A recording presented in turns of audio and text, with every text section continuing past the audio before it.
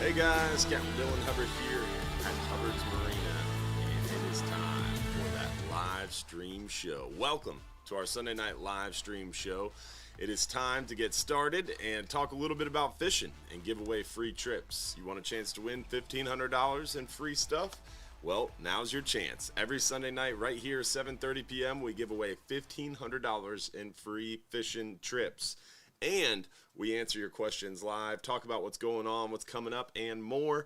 Plus, we got lots of stuff to show you. Photos of what's going on, photos of what we're catching, talk some updates, some announcements, show you what the weather's doing, and then we get into your questions live as well. So if you have a question you want answered live during the show, make sure you drop it in a text message to the phone number on the screen. Our main office number, 727-393-1947. Shoot us a text if you want to have your question or comment read live during the show. Also, want to make sure we give a shout out to our friends over at Gator Jim's Tackle, 3301 Pinellas Point Drive South in St. Pete. If you have not checked them out, you're missing out. That is, again, 3301 Pinellas Point Drive South in St. Pete. Gator Jim's Tackle, killer deals, awesome people, really great shop, packed to the gills with tackle, and really, really amazing selection and awesome staff behind the counter that are super knowledgeable, super helpful. They have line winding machines so they can get you spooled up. They got it all over there at Gator Jim's Tackle. So stop by, tell them Hubbard's Marina sent you, and they got a free gift for the young angler you bring with you. Also want to make sure we give a shout out to our supporters club. Definitely appreciate all of those who make this show possible, who help fuel the show, whether it's Gator Jim's Tackle and also all of you in our supporters group. Got behind the scenes info, access to a private group. You get a little bit more communication, a little bit more advanced look on things. The supporters group is only $4.99 a month. Josh is going to drop the link in the chat for you. If you want to think about becoming a supporter, it's a great time. Plus, you get the private supporters after show. After every live show, we kind of do a wrap-up summary and answer more questions in that private supporters group. So check it out. It's worth it. $4.99 a month. You can't beat it. Also, want to make sure we give a shout-out to Innovative Pools and Spa, one of our giveaway sponsors, who has joined the team as well. We'll be talking more about them in our first giveaway of the night, but big shout-out to them as well. Now, we couldn't do the show without you. Appreciate you watching, tuning in, and joining us. Don't forget to tell your friends about the show. It's free to watch, free to join, free to win, but we ask that you tell at least one person a week about the show. Bring a new guest to the show. We'd appreciate it. So make sure you spread the word. Also, want to make sure we talk a little bit about how to win some free trips, right? So are you interested in winning free trips? Do you want to win free trips? How you do that is by commenting once on the Hubbard's Marina Facebook stream. If you comment one time on the Hubbard's Marina Facebook stream, you're entered to win. You can watch on YouTube, you can watch on TikTok, you can watch on Trovo, Twitch, on one of our many Facebook pages that we're streaming to. But in order to be eligible to win, you do have to comment one time on the Hubbard's Marina Facebook stream. Then you can watch it anywhere. But one comment on the Hubbard's Marina Facebook stream will enter you for a chance to win. Then it's always helpful if you like, share, and comment on the other streams as well. Don't forget to subscribe on YouTube. We're trying to grow that TikTok channel as well. So anything you can do to help, we appreciate it. Now, with that, we've talked a little bit about everything there. Let's get right into the photos and show you what we've been catching. Let's start inshore and show you what we're doing inshore, and then we'll work our way near shore and off. So first of all, inshore, we're seeing some nice redfish action. The redfish action has been going really well for us. Definitely a lot of redfish around, and I cannot change the photo, Josh, so I'll have to ask you to do it. So redfish action has definitely been pretty good around the Back Bay waters. They're starting to get a little bit more concentrated. Generally, we see them quite a bit around the moons, and around the full moon, they get more concentrated. So we're definitely excited as we move into the next week and a half or so. We'll have that full moon, and that kind of brings the pinnacle of the redfish concentrations around September every year. But right now we're seeing quite a few redfish moving in the back and upper bay waters around the flats, mangroves, oyster bars, some around the docks and bridges at night too. Some pretty good action. So redfish are active throughout the region, throughout the area, going really well. Daytime, nighttime, it doesn't seemingly matter. The redfish are hot. This is the time of year where you can definitely have a great chance at getting on top of some redfish. And we're seeing the plentiful sharks around Johns Pass. A lot of people fishing for sharks around the pass and doing pretty well. This is a nurse shark, but we've seen lemons, we've seen bulls, we've seen quite a few different kinds of sharks caught from the Johns Pass jetty, Johns Pass Bridge, even beaches area. Sheepshead should be coming back pretty strong as that water temperature continues to cool. The mangrove snapper recede from our dock lines in our local structures. We start to see the sheepshead build back.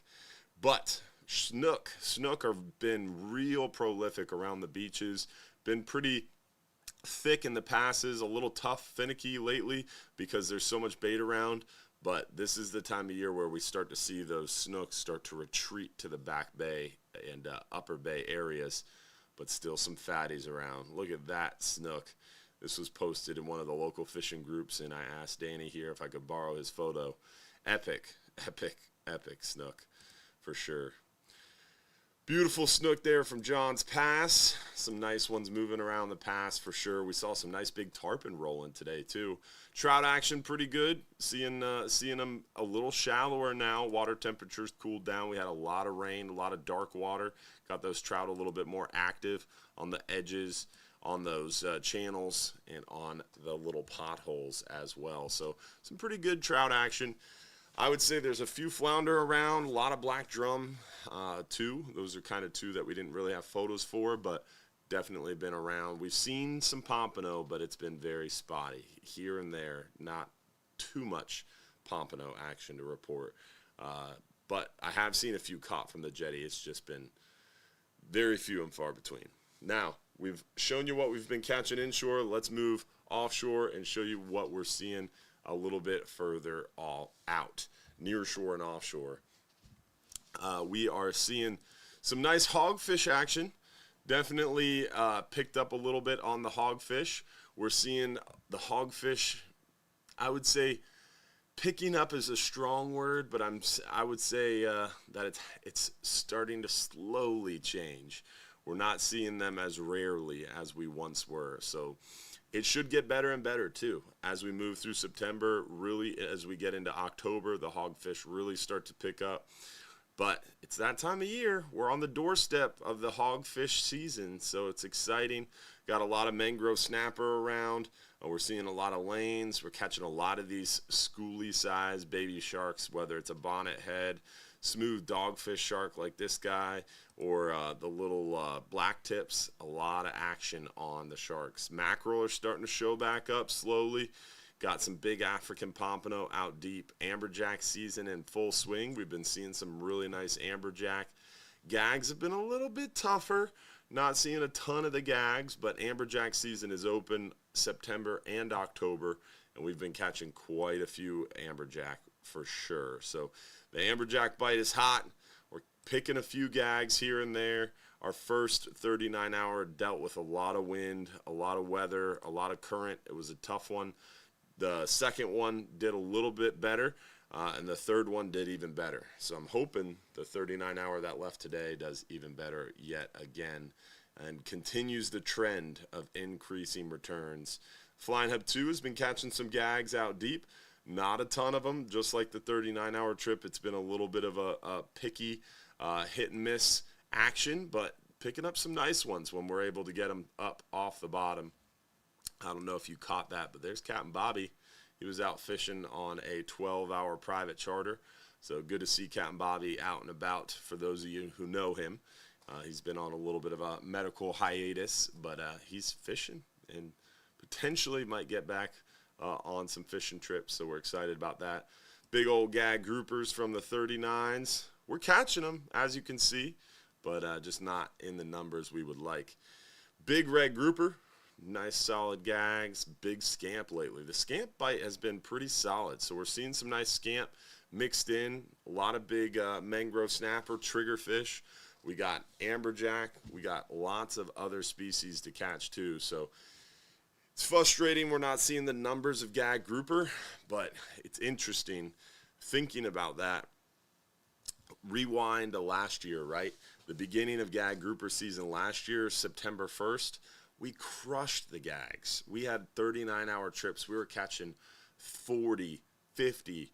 I think one trip we had close to 60 head of keeper gag grouper. 60 keeper gags on a 39-hour trip. It was really interesting to see this year been really tough. And honestly, they chose September 1st for a gag grouper season opener for a reason. It was supposed to be kind of a tough time to catch gag grouper, so catch rates are lower, which means the season can be longer, because if catch rates, the speed it takes us to catch them is longer, because the bite's not as good, then generally landings would be lower. Then we can take a small quota of gag grouper and spread it out more, have a longer season, more access. So the thought behind starting the season September 1st was just that. Landings will be lower, catch rates will be lower, and we should have a little bit more access, and it should prevent overages. Well, last year that didn't work out, because what happened? We had Hurricane Idalia come through right at the end, right before Labor Day weekend. Labor Day weekend was September 2nd, I believe, last year, and Hurricane Idalia hit like August 29th and 30th.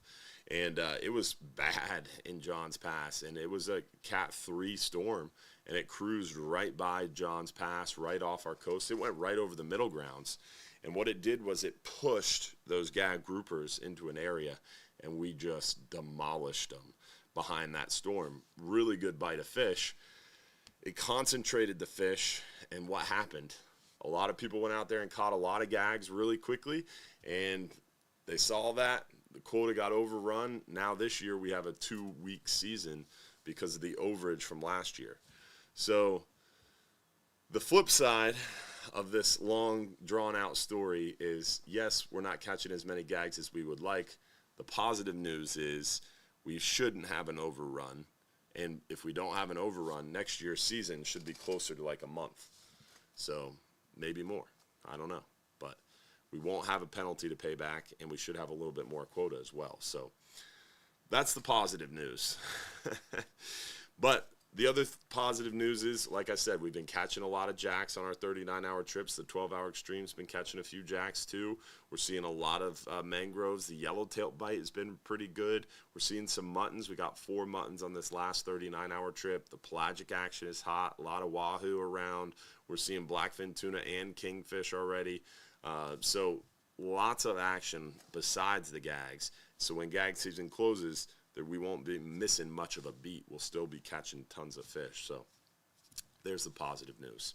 All right, speaking of news, let's pop over and check the weather and see what the weather's doing. The weather is a little bit newsworthy as of late. Some people are freaking out about the weather. So let's look at what's going on weather-wise. We're going to go to hubbardsmarina.com, click fishing trips. We're going to scroll down to the weather links page. First, we're going to look at our offshore super deep weather forecast. You can see here today a little bit more stormy offshore than they forecasted, and the Flying Hub 2 ran into some storms. It was a little bit of a bumpier day, and it forecasted less than 10 miles an hour, less than 1.5 foot seas, but those storms came around and it got to be like 6 foot. So very unexpectedly rough and stormy day offshore today, but tomorrow's looking a little better, but still pretty bumpy. Then Tuesday looks real bumpy. Had to cancel our extreme trip that day, but it's laying down pretty good Wednesday, and hopefully we'll get a few more days in here. The 39 hours, the 44 hours look plenty good. Weather is not going to affect those long-range trips. The Flying Hub 2 has been battling some weather, but it looks like we could pull off most of the 12-hour extremes left that are scheduled. Bouncing back to the inshore forecast. Let's look at the inshore forecast. Pretty much the same. Little breezy there through the work week, Monday, Tuesday, Wednesday, and into Thursday, but not breezy enough to really super get crazy or affect us too much. Definitely not going to slow down our 39-hour trips, but enough to bring us some rain, it looks like. Not that we need any more rain. It's been a little bit wet here lately around Johns Pass. Now, moving back to hubbardsmarina.com, the weather links page, let's hop over to spaghettimodels.com because a lot of people are talking about tropical storms and hurricanes, and I had probably 17 phone calls today having to explain to people this storm that they're talking about that's making the news is in the other side of the Gulf of Mexico. That is so far away. This 85 line is about 100 miles away.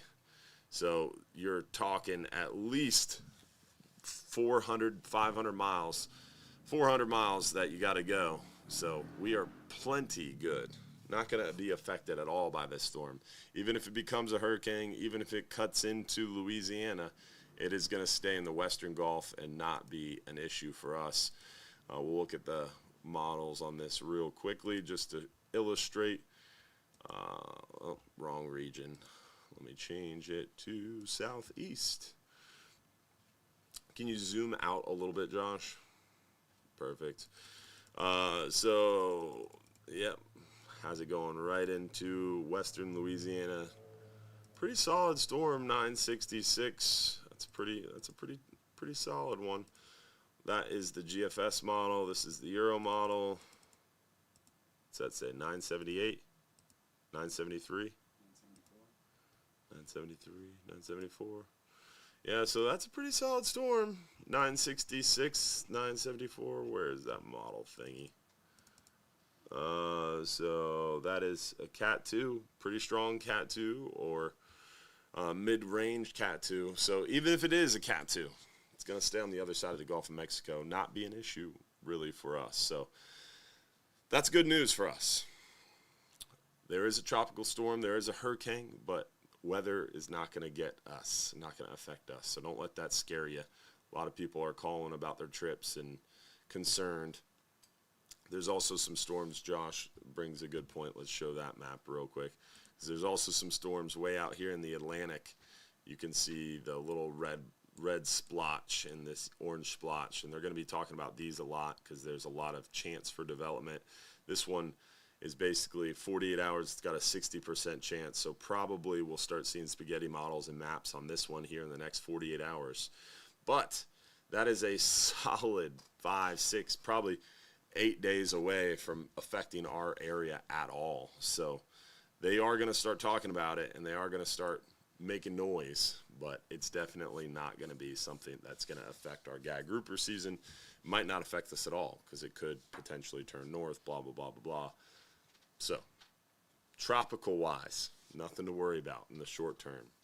Focus on the positivity of making hay while the sun is shining, and let's get these last couple gag grouper trips out.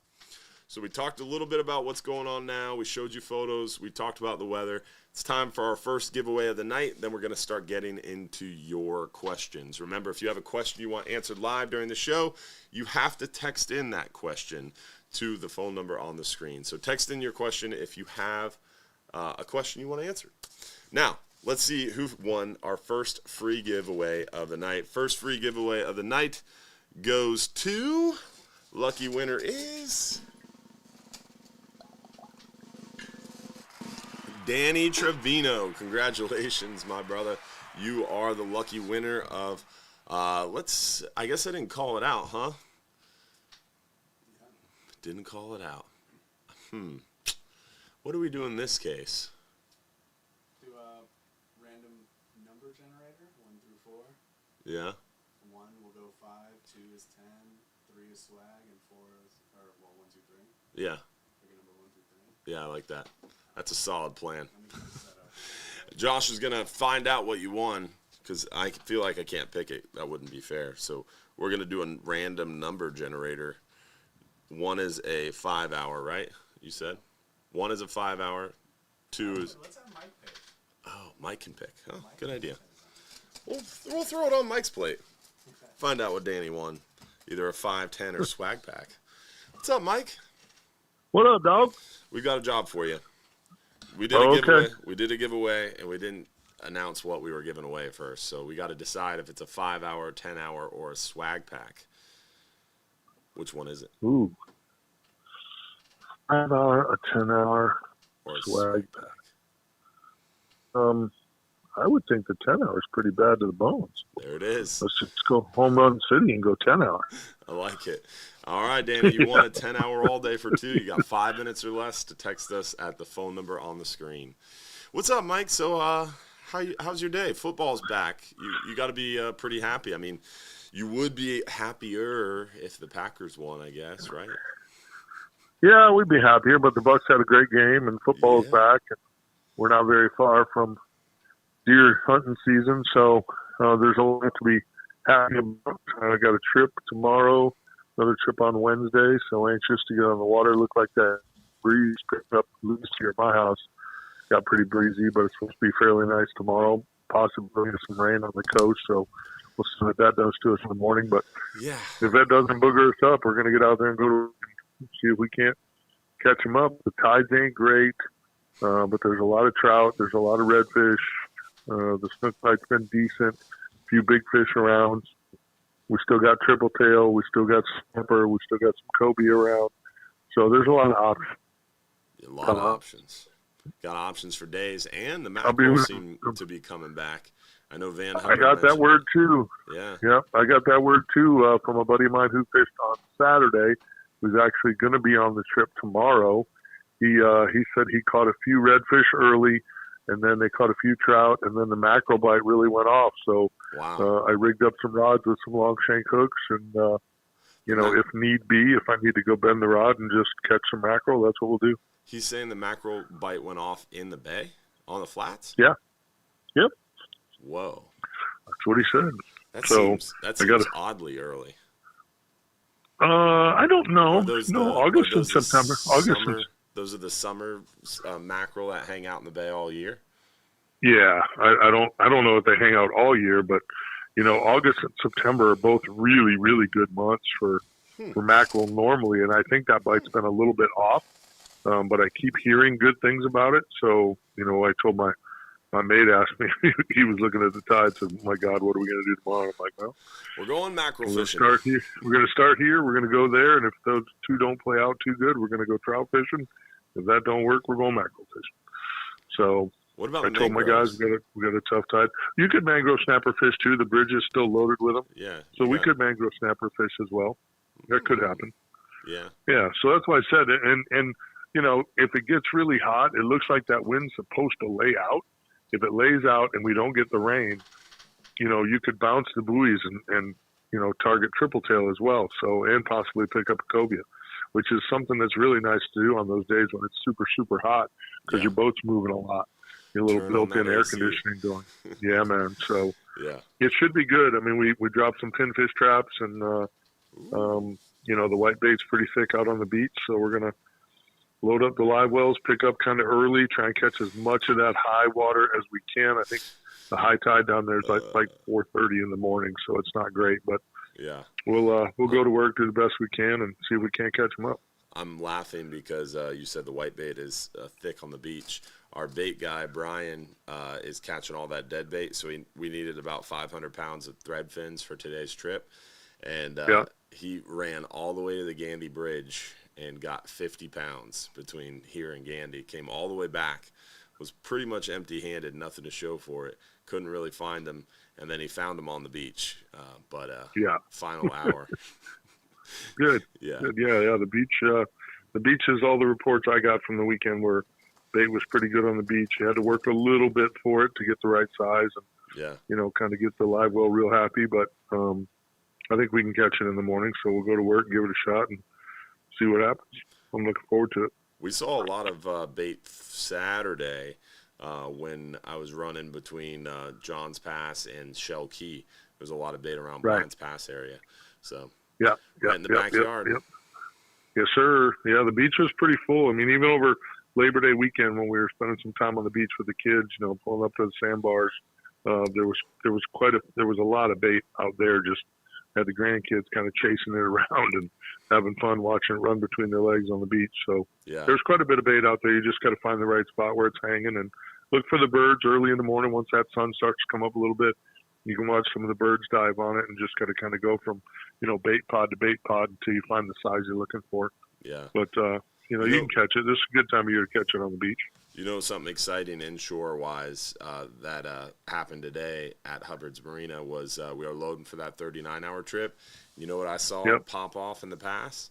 The old Jack Crevalle school. That's very good to see. I would love to see some of that tomorrow. Yeah, I'd love to see some of that. A lot of times, and a lot of people don't pay attention to this, but this time of year too, sometimes we see some schools of jacks up on the flats because there's so much bait still in the flat. And a lot of times people ignore them. They're like, oh, it's just jacks. I won't go over there. The redfish will run with those. You bet. Those redfish will run with those jacks. So don't. And again, it can be a little bit of a pain in the butt because you can pitch baits in there and have 3 or 4 people on your boat and everybody hooks a jack. But if you watch those blow-ups real close, a lot of times them redfish will give themselves away. So you just catch those jacks, release them, whatever you're going to do, and then get back out in front of that school and make another run at them and hope that, your second or third trip through them, you'll bang on those redfish a little bit. But they do run together big time this time of year. Do you use a different bait or just hope for the best? No, same bait. Yeah, just same bait, And you can even throw, when they're feeding like that, when the jacks are blowing up and chasing bait, the redfish are in there with them, you can even throw their long shank hooks in there if you want. It doesn't matter. They're feeding on everything they see, and there's a competition going on, so it's a pretty big harvest going on. So you just got to get a bait in there. But I'm usually throwing pilchards at them. Oh, gotcha. I mean, that's what they're eating. They're chasing them pilchards and little thread fins that are up on the beach. So you throw something in there similar. And if they're in that feeding frenzy, worst case scenario, you get to battle some jacks, which are way, way, way underrated. Yeah, right. As far as, just fun to catch. So, I was laughing so hard this morning on the radio show. I hung up after my call, and someone after me was talking about how ecstatic he was to go on a charter, and they went out and threw gulps under popping corks. Yeah, I was laughing so hard. I wanted to call back. I was like, and that's really, the Berkeley gulp shrimp, and I know you think it's cheating as far as just letting it sit and using it as cut bait. It might be, but it's legal, so you can do it. But we used to catch a lot. We used to catch a lot of fish under the docks on a new penny gulp shrimp, just jigging it. Yeah. And one of the things I think that helps that play out is that you get that reaction strike. It looks a little bit like a shrimp when it comes through there. They think it's a shrimp. Yeah. And then when they bite down on it with that scent, they don't let go. It's not a quick little snap. Or if they do whack it and miss it, a lot of times they'll turn around and hit it again. Yeah. So, I don't know why that thing works. It's one of the ugliest baits I've ever seen, but I've caught a pile of fish on that Berkeley gulp shrimp. If it ain't broke, don't fix it. Yeah, it's one of them deals, man. Like I said, I put a lot of money in my pocket fishing redfish, 2 of them bad boys. I don't feel bad about it one bit. Yeah. Amen to that. So, all right, brother. Yeah, man. Yeah, anything else you want to add? No, man, that's it. Just, get out there and go fishing. You gotta learn how to fish these tough tides. I got some tough tides. I can kind of hear the stress in my mate's voice. He's like, dude, I don't even want to go tomorrow. I'm like, I get it, but these are the days that make or break you. And I told my people straight up, I'm like, listen, we got tough tides. I don't anticipate the bite's going to be any good, but I'm going to give this trip the same 110% effort that I give all the rest of them. I got some spots that work really well on this sort of tide, and we're just going to go, bang those spots, and hopefully the fish are in there and cooperating, and we'll just see how it goes. That's all you can do. All you can fishing. Do. Grind it out. All you can do, give it 110%, and make sure you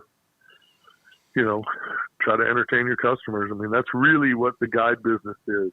Mm-hmm. I mean, you catch a lot of fish. A lot of guys are great at catching fish, and they're bad at the entertainment part.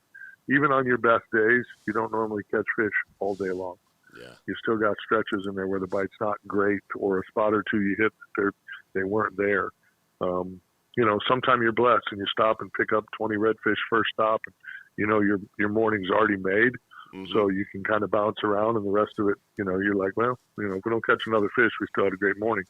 But that's when the really good captains, in my opinion, go to work. Yep. And either try to find stuff or continue to hit stuff that they know is going to play out. So you end up with a 50 fish day instead of just being happy that you're happy with the 20. So, on bad tides, I mean, you just got to go to work. You got to go to work and hope you pick a couple of the right spots. I mean, the fish don't disappear on low, no moving water. You just got to keep trying to put baits in front of fish and hope you find some hungry ones and some dumb ones. Same thing offshore too. I mean, there's those times where the bite gets tough and you just got to keep sticking and moving, and people can get down on the luck, right? And it's tough to keep fishing when the bite's slow, but a lot of times that one fish can make a big difference. And so you got to keep after it, look like you're trying, right? You got to keep your bait wet, keep it on the bottom, and the captain, as 100%. Captains, all you can do is keep trying different depths, different types of bottom, different areas, and sticking and moving until you find them. If you talk to guys who have fished a lot, if you talk to and I'm not just talking about charter captains or fit pros, just talk to a guy who's fished a lot of charters. Some guys, they travel a lot. They get to fish charters all over the state of Florida, maybe all over the southeastern United States. Maybe they fish in Louisiana, fish in Charleston, wherever they go on business, they book trips. Yeah. I guarantee you they will tell you that they've had some horrible days. Horrible days. It's just, we have. I mean, one of my best clients ever, the first trip I took him and his two boys on, it was terrible. I mean, I was terrible. I couldn't get the ladyfish going. I couldn't buy a bite. I couldn't find catfish, for God's sake. I think we caught one fish in 4 or 5 hours. It was horrible.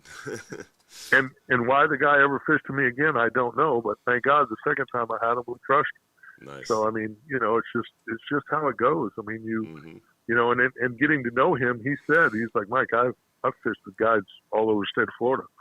It's not the first time I zeroed. You busted your tail, and you seem like a great guy, so I gave you another shot, and it panned out. And I've been fishing with him now for 20 years.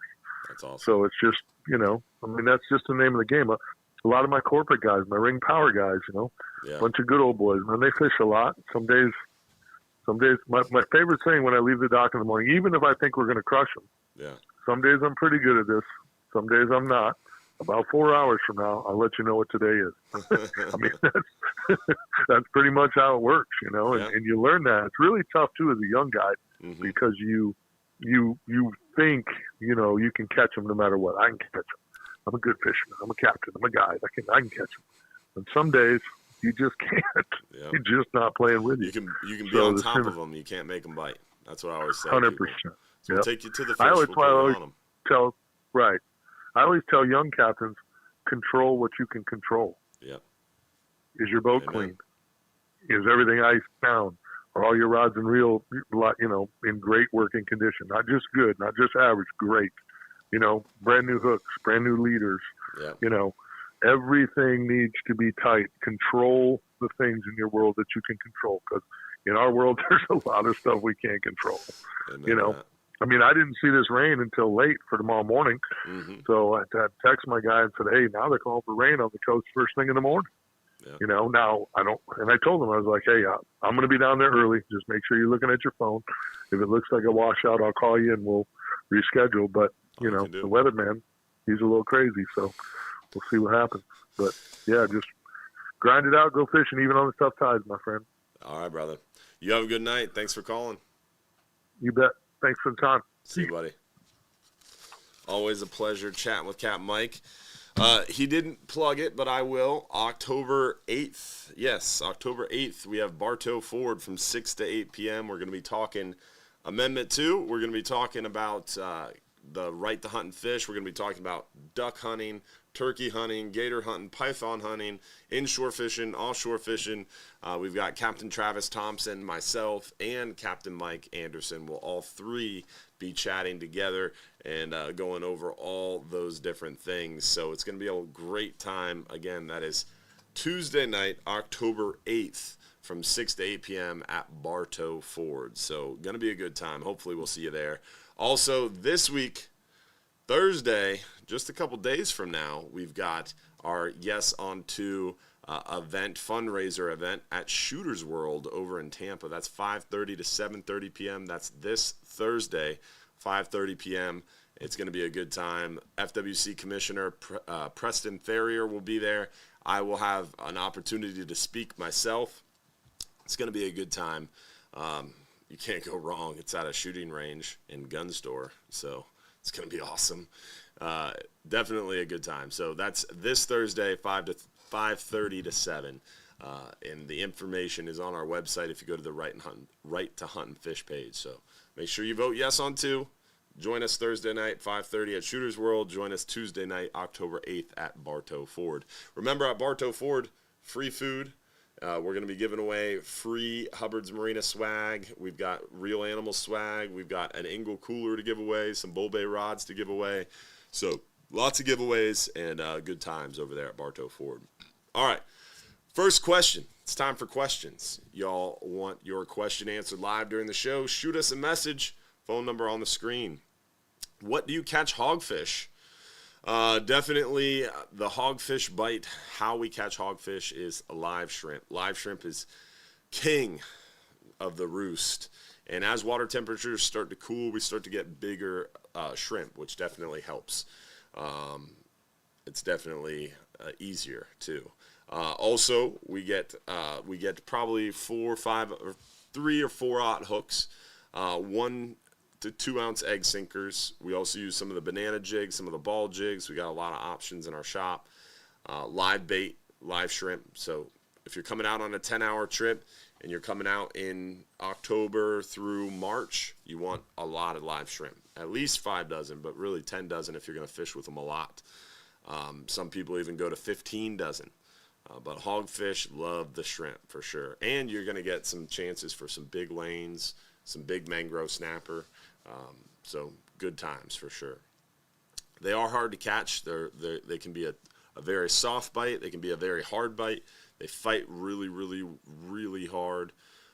So hogfish are tricky, and it's a great equalizer. You could be doing everything right, and you just might not get that bite. But they're fun to catch for sure, and they're very good eating. Very good eating. So let's see. Oh, good question. How do you determine when the Yamaha engines are changed out on the Flying Hub 2? Besides catastrophic breakdowns, time on the engines, or warranty, blah, blah, blah.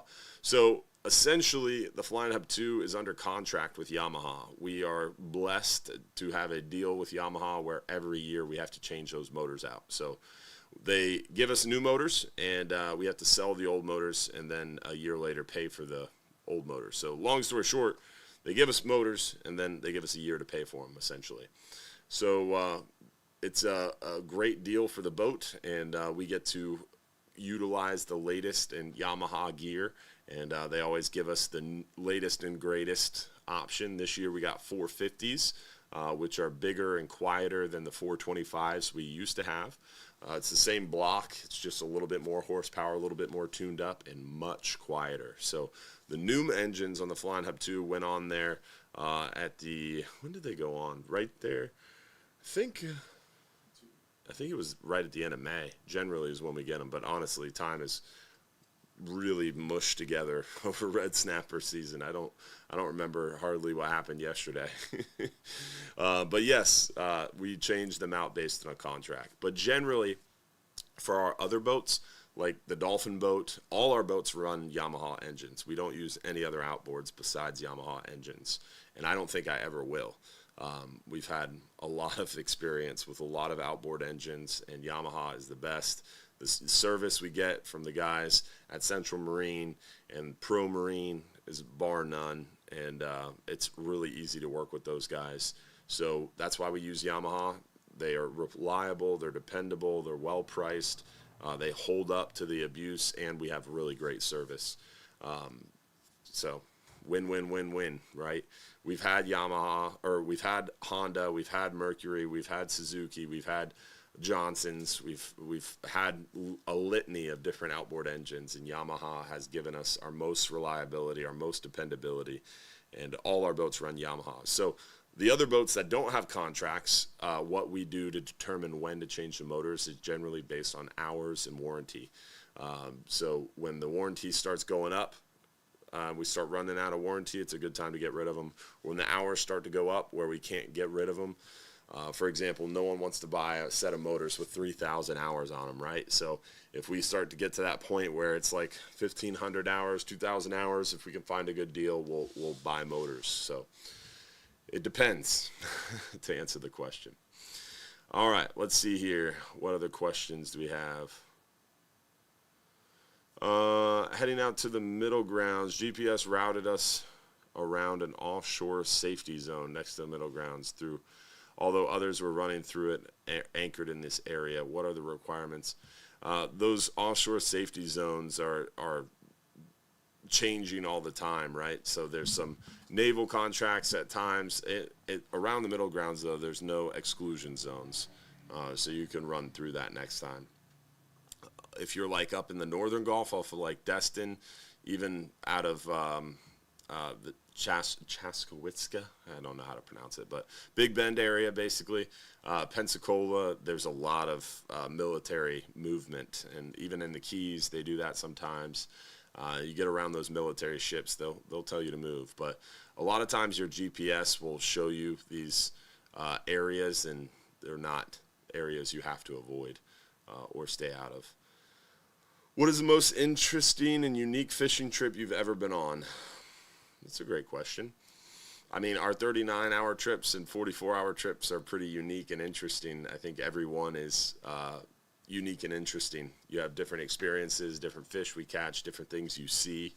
But I would say we used to run a 73-hour trip. That was pretty fun. I've done we used to do a Tortugas trip in our boat back in the day where we actually stopped in Key West. We don't do that anymore. Learned a lesson there. We've done some long range trips to some of the rigs and stuff like that.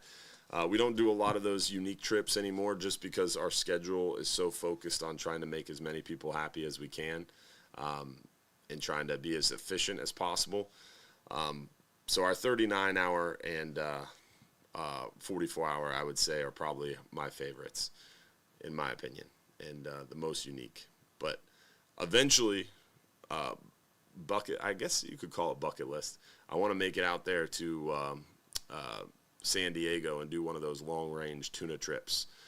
Probably when my kids get older, 3 and 5 years, and these guys were flying all over the country and doing these slow-pitch jigging experiments. So those were pretty cool, too. So I would love to do some destination fishing. I fish a lot when I go on vacation, so I always enjoy going fishing. New areas. You learn something new, even in Florida. If you go over to the east coast of Florida, they fish completely different than the way we fish. Even if you go up to Destin, they fish differently than the way we fish. It's not as good, but they fish differently. So everywhere you go, the fishing's a little differently. You can pick up a tip or a trick. That's why I like party boat fishing, because you meet so many different people from so many different areas. Any tips for trolling on the 39-hour trip Tuesday? The trolling has not been super productive action while bottom fishing, right? This last trip, they caught a couple kingfish. They hooked 3 blackfin tuna, caught 2 of them. We had a wahoo get hooked and came unbuttoned. All of that was caught while bottom fishing. Nothing was caught while trolling, and not for lack of trying. We had people trolling. So the trolling hasn't been too great lately, but we are seeing a lot of the trolling, a lot of the bottom action happening, or a lot of the pelagic action happen while bottom fishing, whether you're dropping a bait, reeling up a bait, or reeling up a fish that gets eaten by one of those fish. So you never know. But tips for trolling, I would go the first 30 miles or so, I'd be trolling a planer and spoon. And then once you're about 20, 30 miles out, switching to one of those Nomad DTX Minnow or Rapala X-Wrap. I personally don't recommend a bent butt rod because then you can only troll out of a certain number of trolling spots. If you have a straight butt rod, a lot easier. You can troll a lot easier through a wider variety of areas on the boat. And then also a straight butt rod enables you to also use it for gag grouper fishing or amberjack fishing. You got this big old heavy duty 2-speed reel.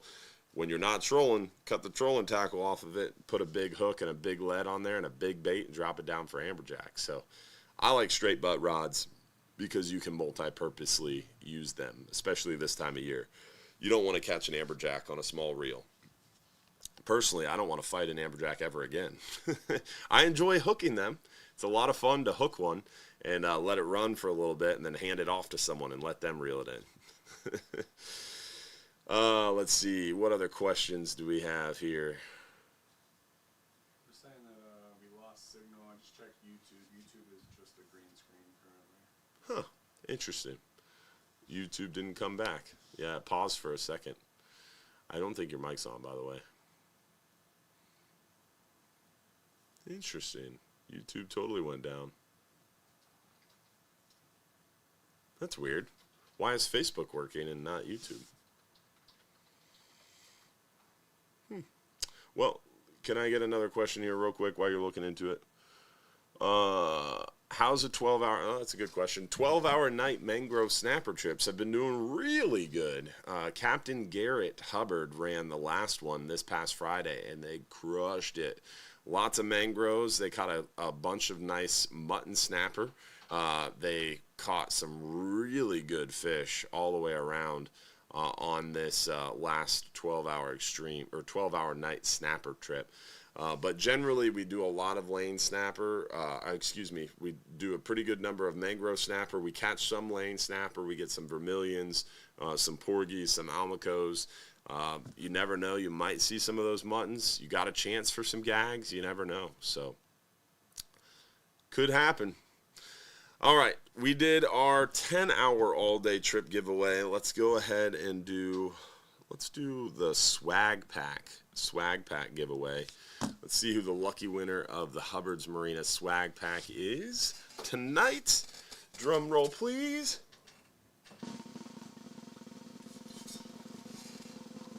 Christine Benny Rogers. Congratulations, Christine from Seminole. You got the Hubbard's Marina swag pack. You got 5 minutes or less to text us your full home address to the phone number on the screen, and we'll get you out that swag pack. All right. With that, so Regulars Club. Been getting a lot of questions about the Regulars Club as of late. It's getting to be that time of year for sure. So our Regulars Club renewals will start sometime probably in November. Typically around middle November, we start Regulars Club renewals, sometimes early November, but around that time frame, and then we start new signups for Regulars Club December 1st at 11 a.m. And also, December 1st at 11 a.m. is when our 12-hour, 39-hour, 44-hour trips open up for bookings. So if you want a chance to book for 2025, 39-hour trip, 44-hour trip, 12-hour extreme trip, 12-hour night snapper trip, that schedule will open up December 1st at 11 a.m. Now, our other trips, our 5-hour half days, 10-hour all days, dolphin tours, those are already open. So if you want to book a 10-hour trip for 2025, you can go ahead and book that now. But specialty trips, 12-hour trips and longer, are not open for booking until December 1st at 11 a.m. Every year for the last 3 years, it's been December 1st at 11 a.m. This year, same time, same day, same drill. December 1st at 11 a.m. is when we will open up the schedule. So keep that in mind. With that, let's get another question here. What else we got? Is that a question or just a really long paragraph? That's just a really long paragraph. Oh, I got you. He always sends these. Oh, I got you. Any gags being caught by the 10-hour or 12-hour night trip? The 12-hour night trips catch them one or two here and there. The 10-hour trips catch him 1 or 2 here and there. I think total the 10-hour has caught like 1 or 2 in all of gag grouper season so far. So that's 4 trips, 5 trips. So I would not go on a 10-hour if you're trying to target the gags. If you're trying to target gag grouper, I would do a 12-hour extreme, 39-hour, or 44-hour trip. And people who know what they're doing are getting a chance for them, right? Everybody has a chance for them, but the people who know what they're doing are actually landing them. It's tough. Getting them to bite is tough. Once you get them to bite, actually successfully getting them to the boat and in the boat is tough. So they're challenging, but you never know. Nice pile of amberjacks this trip. Yeah, definitely. Definitely a huge pile of amberjacks. Let's see here. Any fish open in January? Everything's open in January. So remember, guys, there's 5 fish. 5 that have seasons. Everything else is open all year round. All year round, baby. So there's so many fish that are open all the time. There's so many fish to go out and catch all the time. There's 5 fish that have a season. Triggerfish are closed January, February, and then June and July. Amberjack should be open September and October every year right now. Gag grouper always open up September 1st. This year we've got about 15 days. Next year we should have about a month. Red snapper always opens up June 1st. They're talking about changing that, but nothing has been discussed or finalized. So it will open up June 1st in 2025, and it will probably be open until the end of August, I would imagine. Red grouper opens up January. Geez, can't talk. January 1st, and it's opened up until the quota is projected to be met. Most likely, that's June again. Probably going to see a closure at the end of June. This year, the red grouper closer. Actually, let's look at that. Josh, can you open a new tab and just type ACL? I actually haven't looked at this myself closely. I was told the numbers are in, and the gag grouper numbers showed that we weren't going to have an open season, so I didn't really look at the actual landings myself. Oh, they haven't put them online yet. Must be. I thought they did put them online. This is definitely the right page, 100% the right page. Yeah. Percent. But it says right here, updated. So the last time they updated this was June. So they haven't updated it with the latest data yet. Because red grouper should be higher than that, or else we would be reopening the season. It says that we've landed only 60%, 63% of our annual catch target. If that was true, they would be opening up the season again. They told me the numbers are good, we didn't overrun, but we're not going to see an opening again, was the inside information I got from a little birdie, but those numbers aren't updated yet. I'm sure they'll probably update them soon. But long story short, the reason I brought that up is they closed the season opened up January 1st, and it ran through end of June this year. And if the numbers reflect that they did a good job, it didn't overrun, and it came close to the target, most likely 2025 will probably see the same exact season.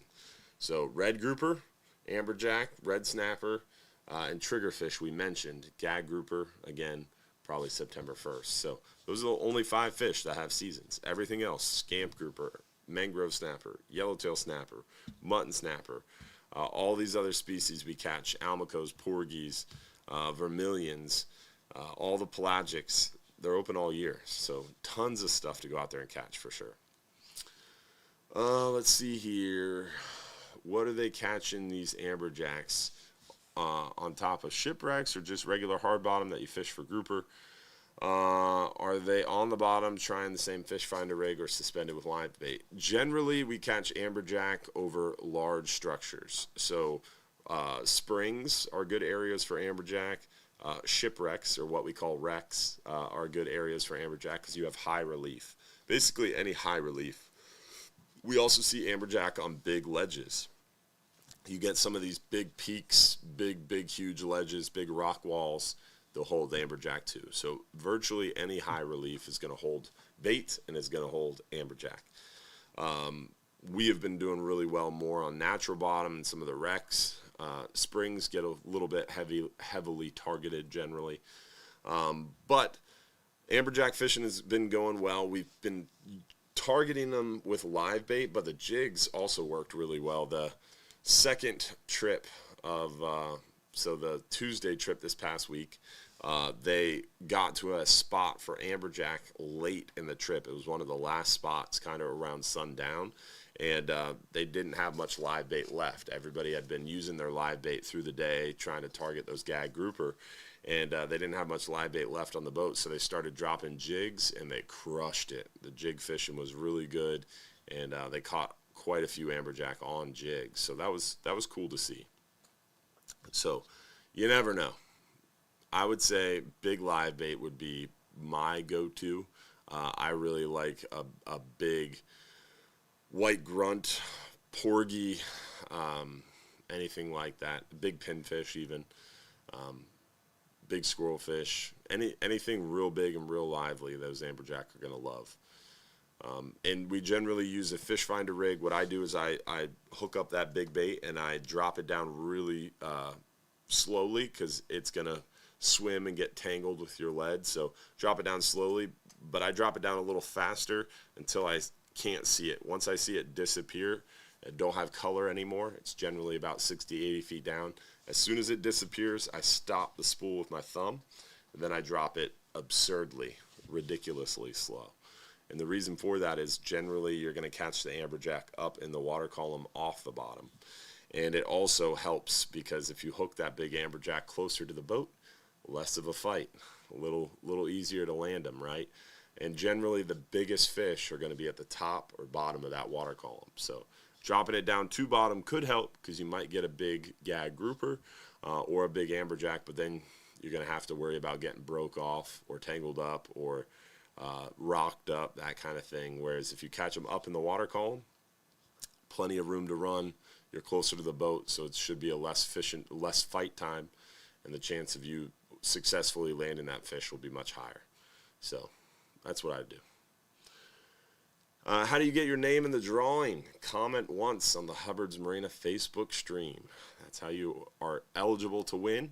And then once you've commented once, you can watch anywhere you want. And if your name pops up as one of the lucky winners, you got 5 minutes or less to text us your full home address to prove you're watching live. So you got to watch the show live. You got to comment once on the Hubbard's Marina Facebook stream, and then pay attention. If you get called as a winner, you got 5 minutes or less to text us your full home address and claim it.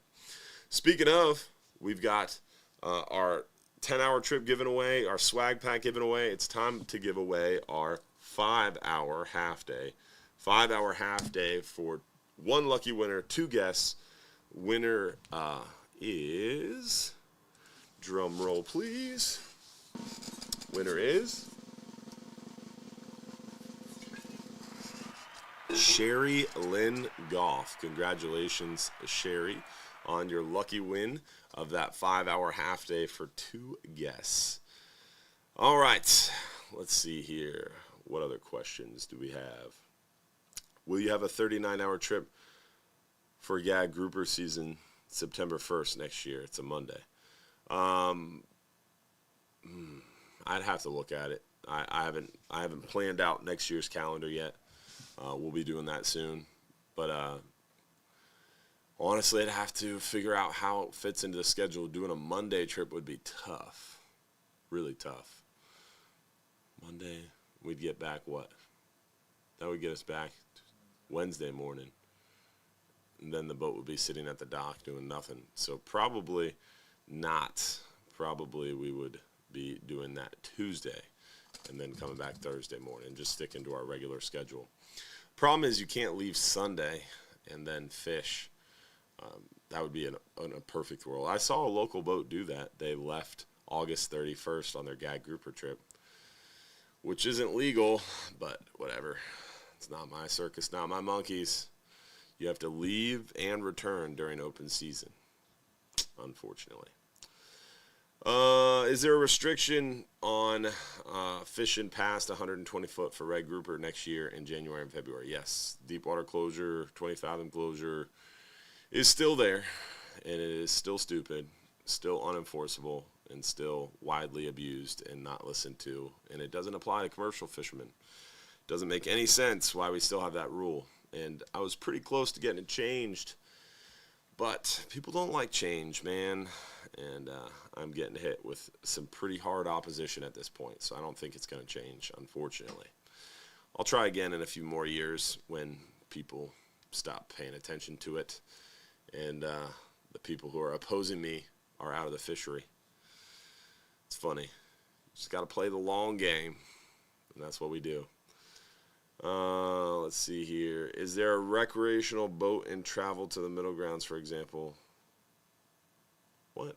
Oh, if you're a recreational boat and you travel to the middle grounds on a Friday and fish Friday and Saturday, can you keep a 2-day limit? No.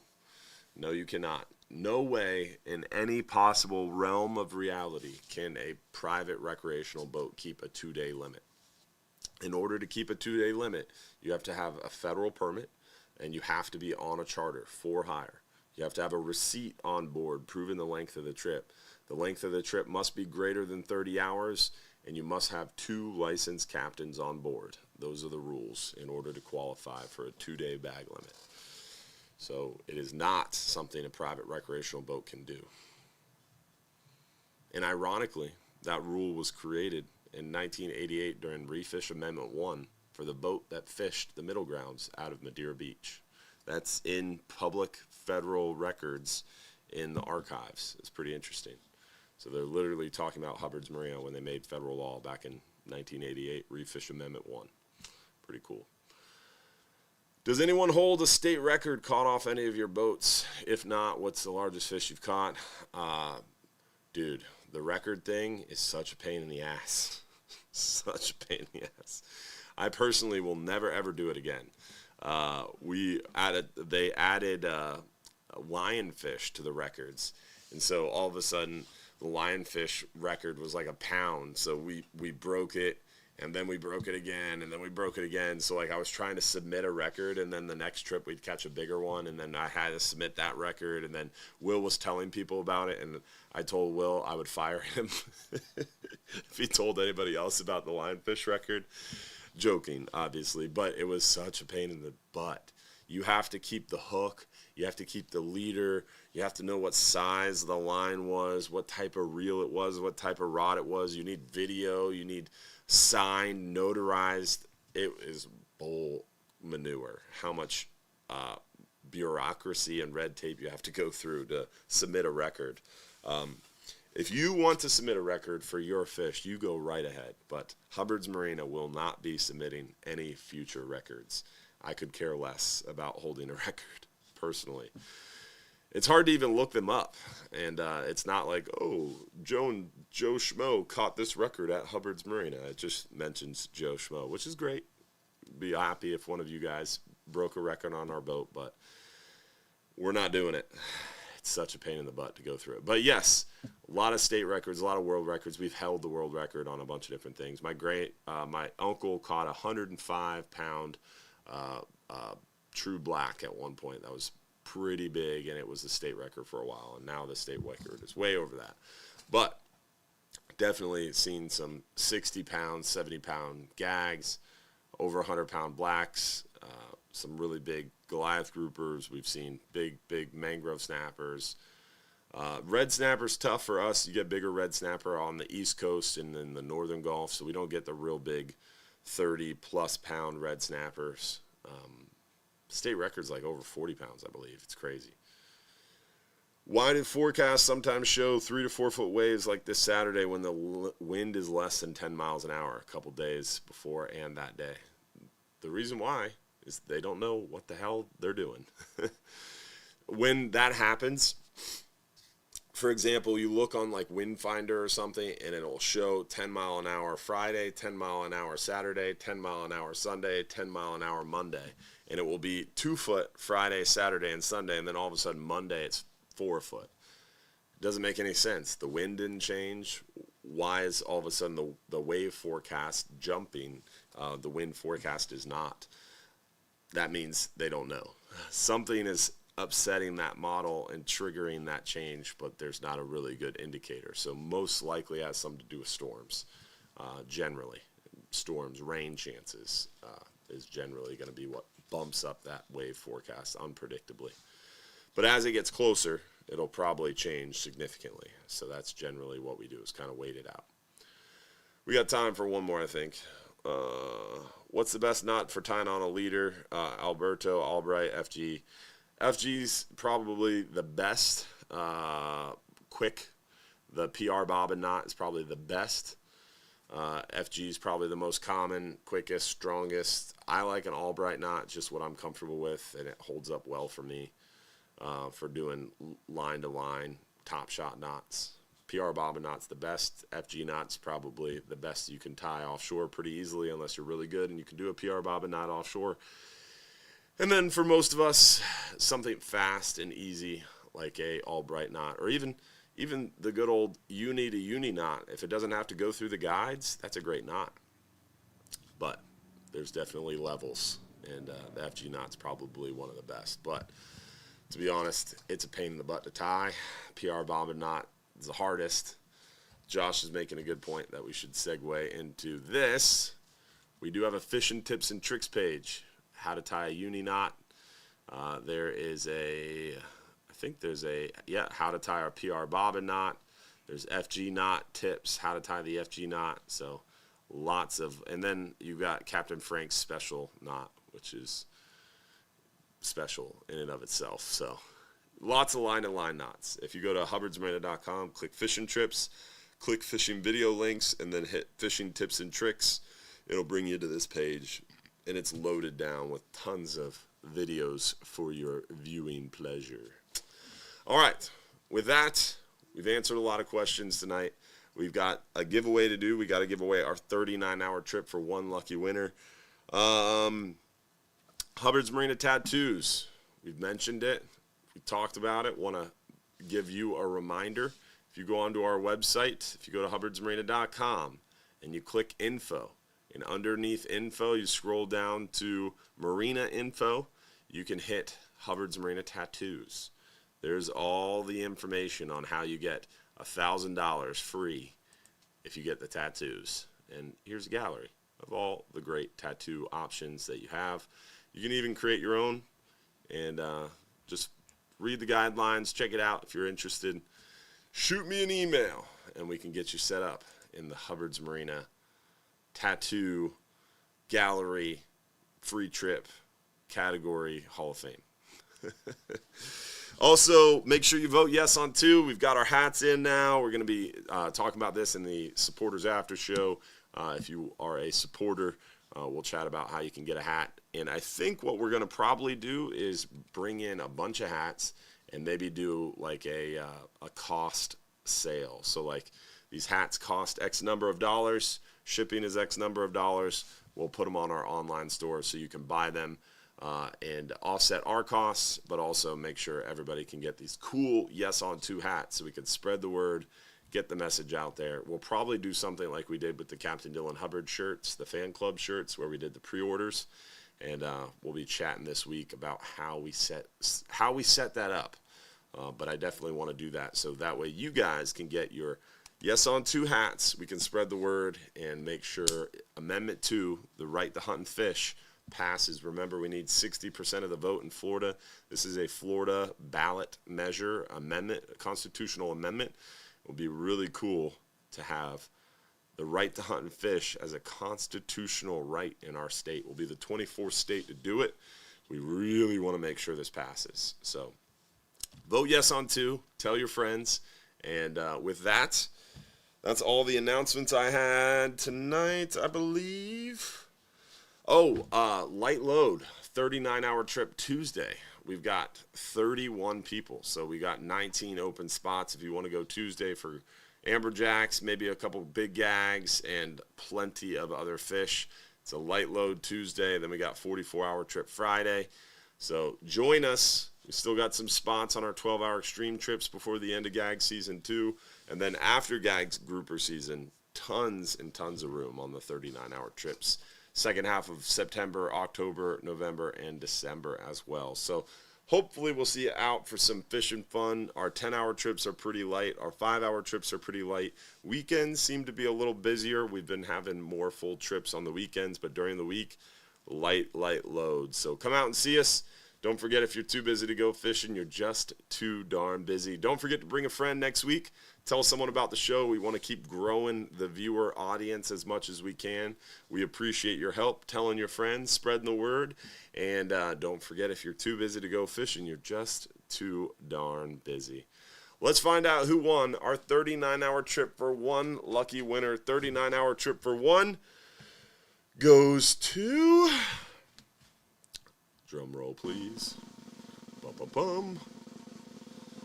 Noah Pennington. Congratulations, Noah. You've just won the 39-hour trip for one lucky winner. You've got 5 minutes or less to claim it. We'll see you in our supporters after show starting at 850 in our supporters after show private group.